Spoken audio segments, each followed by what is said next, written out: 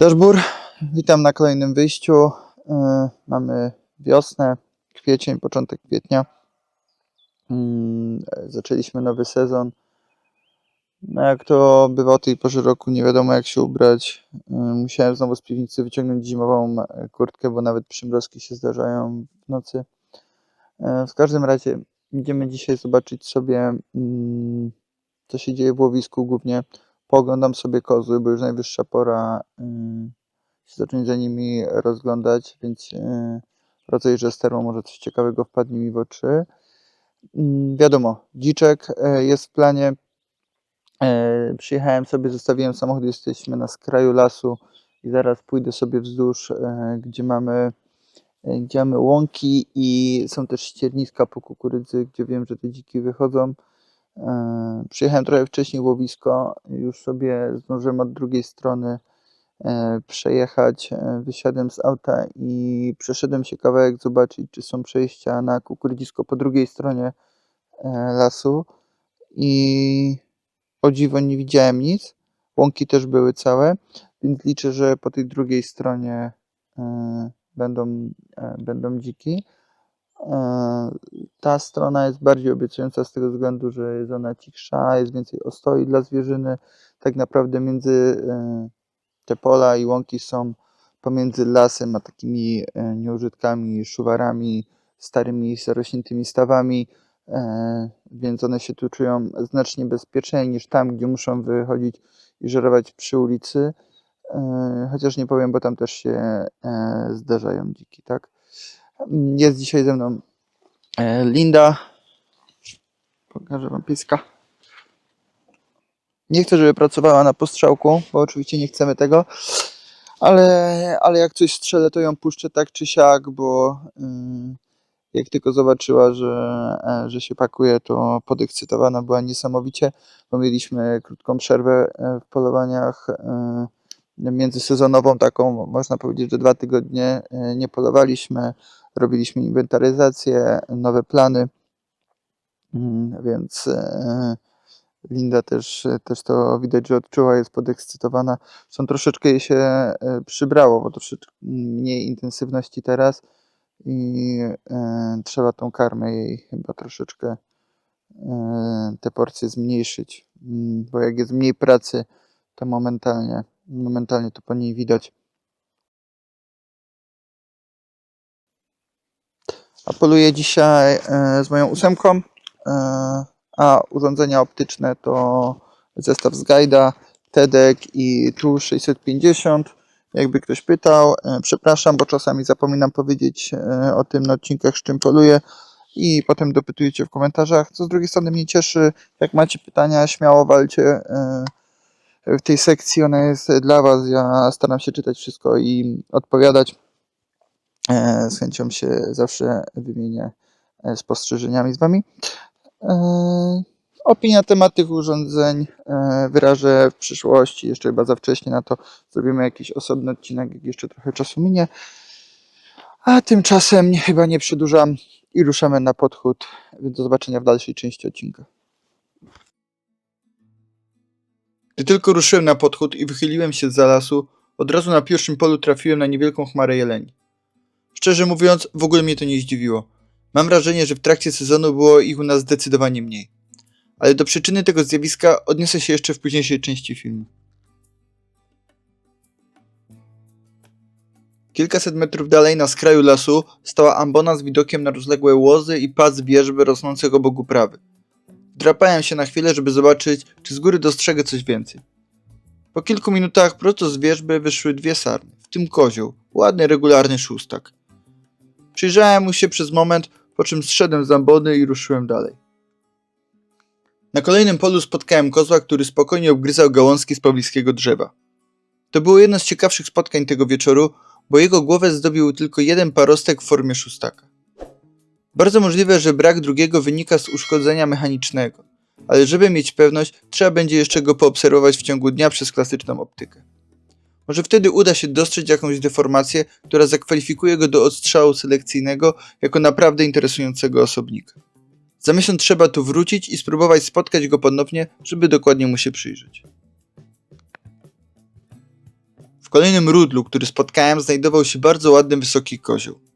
Dla niewtajemniczonych. Mówiąc wysoki, nie mam na myśli jego wzrostu, tylko wysokość parostków. Oczywiście wiem, że w tym okresie, kiedy kozły nie wytarły jeszcze z cypułu, parostki wydają się znacznie masywniejsze i większe niż są w rzeczywistości. Mimo to, na tle wszystkich kozłów, które widziałem tego dnia, ten zdecydowanie się wyróżniał. To kolejne miejsce w łowisku warte odwiedzenia podczas rui.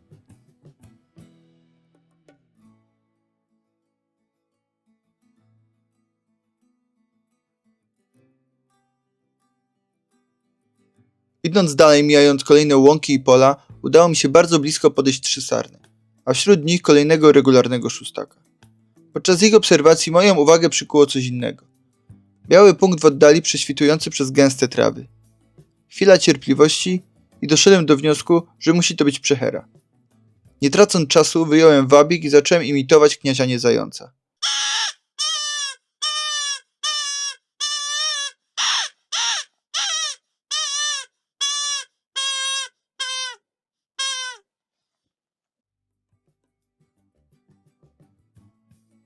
Lis ruszył w moją stronę jak po sznurku. Wystarczyło tylko chwilę poczekać, aż się zatrzyma.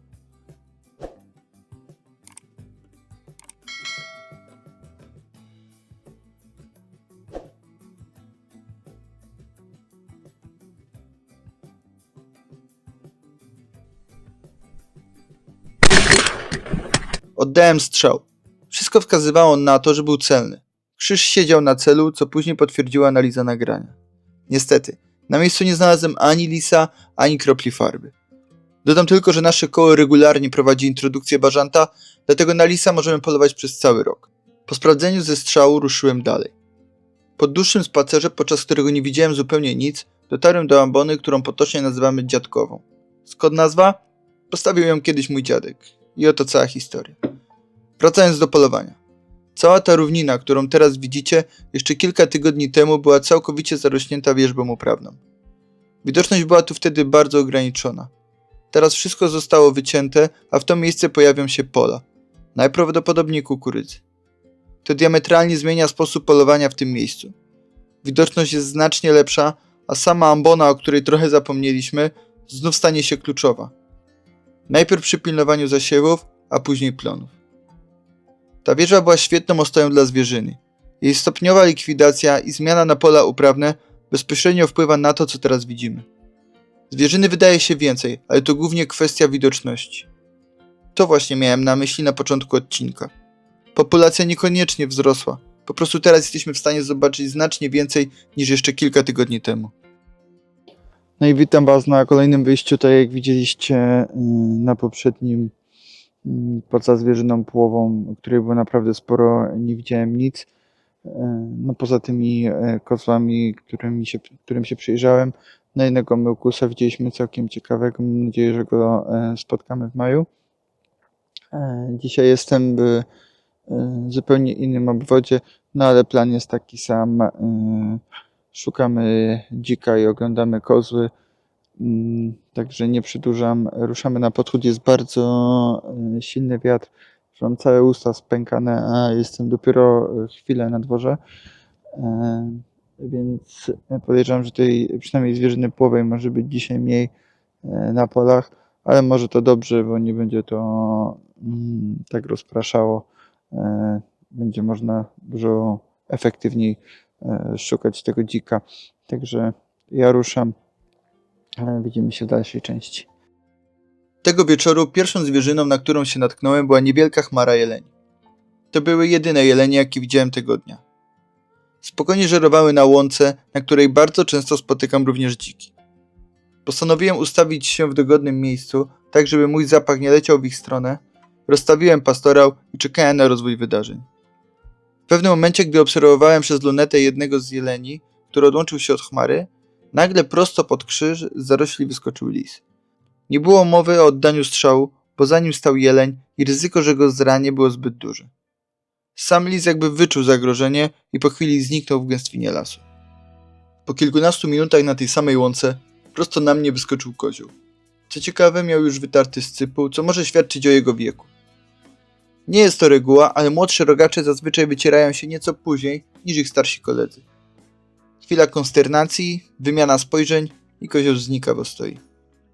Podczas dalszego podchodu tej nocy spotkałem jeszcze kilka kozów. Głównie były to szóstaki, które widzieliście teraz na filmie. Albo osobniki, do których nie udało mi się podejść na tyle blisko, żeby je dokładnie ocenić. A silny porywisty wiatr wcale tego nie ułatwiał.